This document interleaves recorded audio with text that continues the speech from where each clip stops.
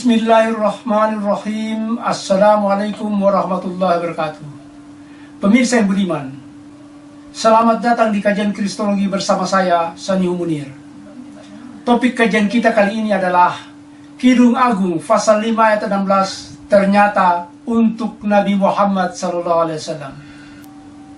Pemirsa, kembali lagi Pendeta Ezra Soru dengan ciri khasnya menyangkal nubuat kenabian Muhammad SAW dalam Kidung Agung pasal 5 ayat 16. Saksikan pernyataannya. Nah, mari kita simak. Kidung Agung 5:16 bunyinya. Kata-katanya manis semata-mata, segala sesuatu padanya menarik. Demikianlah kekasihku, demikianlah temanku, hai putri-putri Yerusalem. Ada Muhammad di situ? Ya, kalau lihat di Alkitab Indonesia tidak ada. Kemudian pemirsa, Pak Ezra Soru membaca teks bahasa Ibrani-nya. Wakol Mahmadim. Pak Ezra, Kidung Agung pasal 5 ayat 10-16 adalah deskripsi seseorang. Itu jelas. Ketika deskripsi ini dijelaskan dari ayat 10-15, akhirnya pribadi tersebut disimpulkan di ayat 16. Siapa namanya Pak Ezra? Mahmad. Ternyata namanya disebut dalam bahasa Inggris. He is Muhammad. Fikulo Muhammadim. Dia adalah Muhammad yang mulia. Dalam bahasa Ibrani disebut siapa Pak Ezra? Wakol Mahmadim. Apa? Wakol Mahmadim. Waduh, kok aneh Pak Ezra. Coba kita sama-sama dengarkan nama ini diucapkan oleh ulama Yahudi. Vekhullo Mahamadim. Pak Ezra ini kelihatannya seperti memutar-mutar lidah dalam membaca kitab Perjanjian Lama. Pemirsa, ternyata orang ini namanya Muhammad. Muhammad. Nama yang mulia dan agung ini kemudian berusaha dilenyapkan oleh gereja. Baik dalam Alkitab terjemahan bahasa Inggris maupun bahasa Indonesia dengan cara diterjemahkan. Dan benar, nama Nabi Muhammad SAW pun lenyap bak di dalam bumi. Ada Muhammad di situ? Ya, kalau lihat di Alkitab Indonesia tidak ada. Pemirsa, apa yang terjadi ketika nama Muhammad itu diterjemahkan? Untuk mendapatkan jawabannya, mari kita dengarkan pernyataan pakar Alkitab, para pakar Alkitab, Michael Bigan, Richard Leigh, dan Henry Lincoln dalam buku mereka The Messianic Legacy di halaman 50. Apa kata mereka? All through the century, theologian and biblical scholar have been plagued by the problem of translation or mistranslation.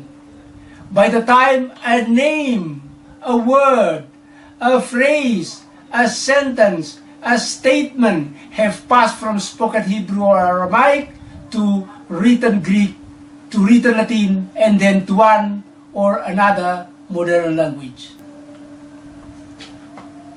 It has often become utterly divorced from its original meaning. Beratus-ratus tahun, para agamawan dan ilmuwan Alkitab terkendala oleh problem salah terjemah.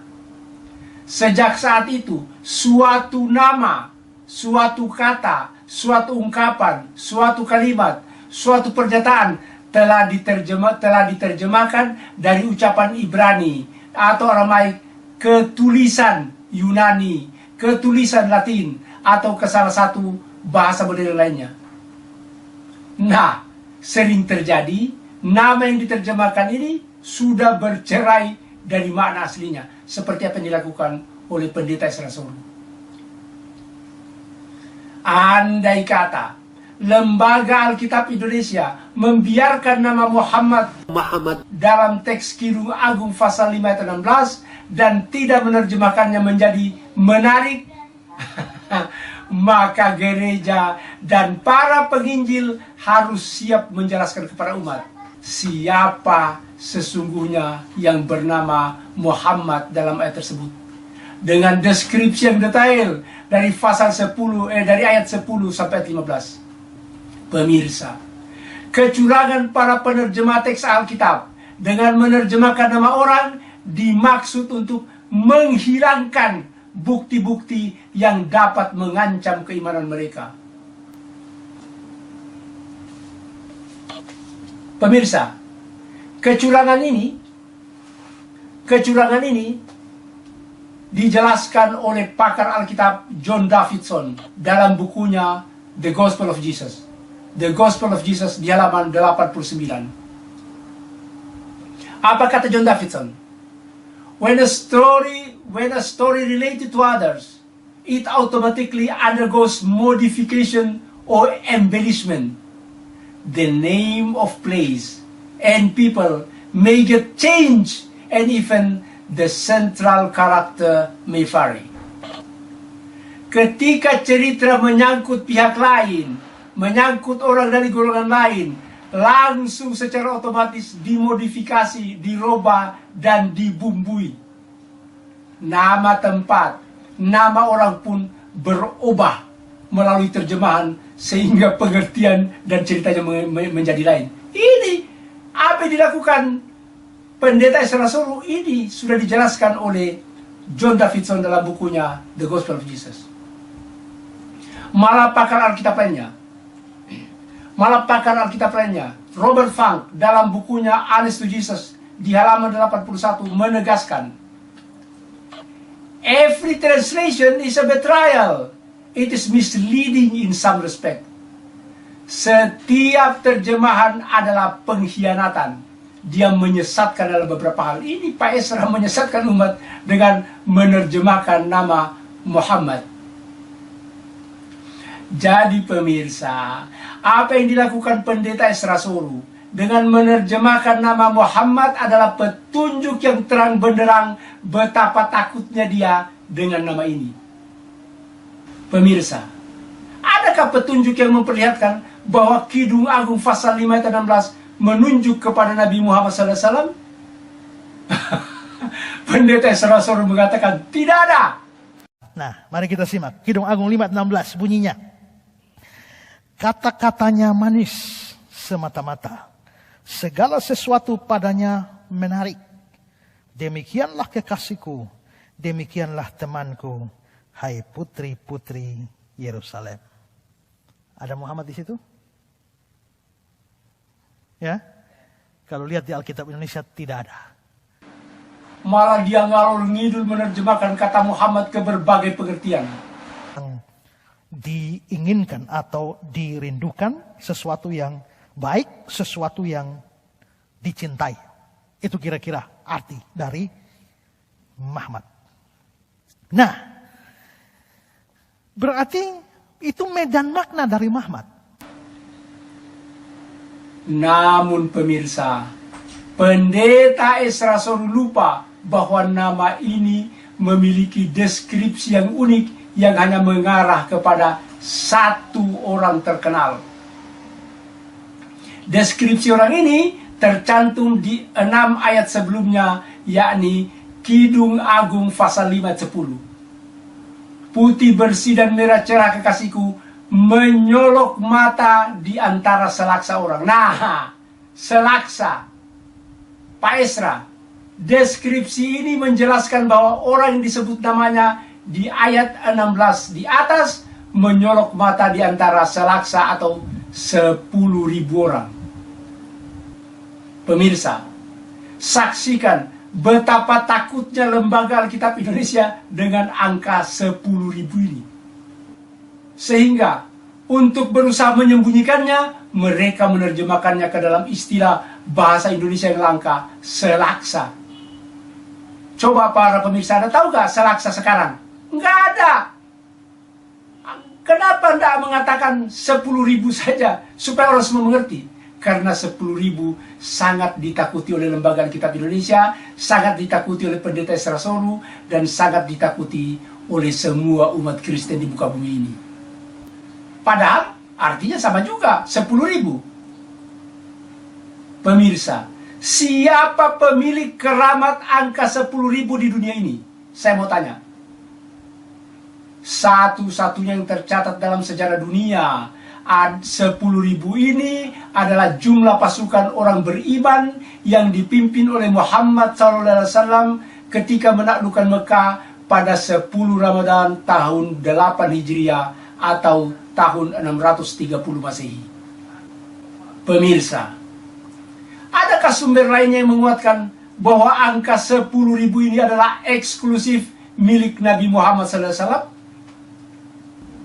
Silakan buka Ulangan pasal 33 ayat 2. Di ayat ini, Nabi Musa alaihissalam meramalkan akan datangnya Nabi Muhammad SAW di Mekah dengan 10.000 pasukan orang beriman.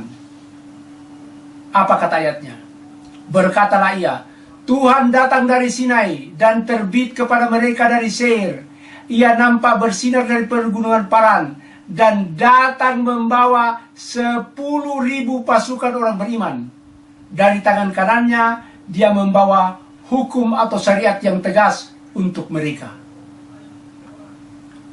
Lagi-lagi ramalan ini dikaburkan oleh lembaga Alkitab Indonesia. 10.000 dirubah menjadi puluhan ribu. Kemudian datang membawa 10.000 pasukan orang beriman diganti dengan datang dari tengah-tengah puluhan ribu orang kudus. Ini adalah cara lembaga Alkitab Indonesia, cara para pendeta menghilangkan jejak bahwa ini merujuk kepada Nabi Muhammad SAW.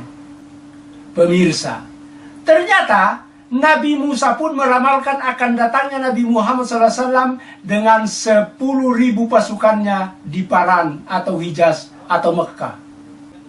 Nah, pemirsa, apa yang dilakukan Muhammad SAW dengan 10.000 pasukannya di Mekah? Perbuatan Nabi Muhammad SAW dan 10.000 pasukannya di Mekah ini diterangkan secara detail dalam satu kitab suci, The Book of Enoch, pasal 1 ayat 7-8 dan pasal 2. Apa kata Book of Enoch? But to them shall he give peace. He shall preserve the elect, and toward them exercise clemency. Then shall all belong to God, be happy and blessed, and the splendor of Godhead shall illuminate them.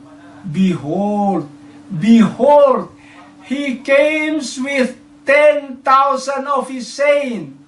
Saya ulangi, behold, he comes with 10,000 of his saints to execute judgment upon them, and destroy the wicked, and reprove all the carnal for everything which the sinful and ungodly have done and committed against him. Terjemahannya, tetapi kepada mereka dia akan mengajarkan Islam, dia akan melindungi umat pilihannya, dan kepada mereka orang musyrik akan diberikan pengampunan. Lalu mereka semua akan kembali beriman. Berbahagialah dan diberkati, dan kemuliaan ilahi akan menerangi mereka. Lihatlah, dia datang dengan 10.000 pasukan orang beriman untuk menghakimi mereka dan menghancurkan kebatilan, menghancurkan patung-patung berhala, menegur segala perbuatan dosa dan kemusyrikan yang pernah mereka lakukan terhadap dirinya. Ini teks yang sangat tepat untuk Nabi Muhammad SAW ketika beliau bersama 10.000 pasukannya datang menaklukkan Mekah. Nubuat ini juga kemudian dikutip oleh Yudas, adiknya Yesus, dalam Alkitab. Surat Yudas pasal 1 ayat 14-15 di kitab Perjanjian Baru. Pemirsa, Pak Esra, adakah pribadi lain di muka bumi ini yang lebih tepat tentang ramalan dan nubuat datangnya orang yang bernama Muhammad, yang memimpin 10.000 pasukan, yang bersinar di Hijaz atau Mekah, serta menunaikan tugasnya menaklukkan Mekah dan menghadiahkan Islam, serta menuntun penduduknya beriman hanya kepada Allah? Enggak ada. Nggak ada, Pak. Hanya Nabi Muhammad SAW di muka bumi ini. Pak Esra, kalau Bapak bisa menyebutkan satu orang saja di muka bumi ini yang memenuhi syarat Kidung Agung pasal 5 dan 16 beserta penjelasannya, Bapak benar-benar hebat. Tapi kalau tidak, berhentilah berbohong dan menyesatkan umat, Pak. Sekian, billahi taufiq wal hidayah. Wassalamualaikum warahmatullahi wabarakatuh.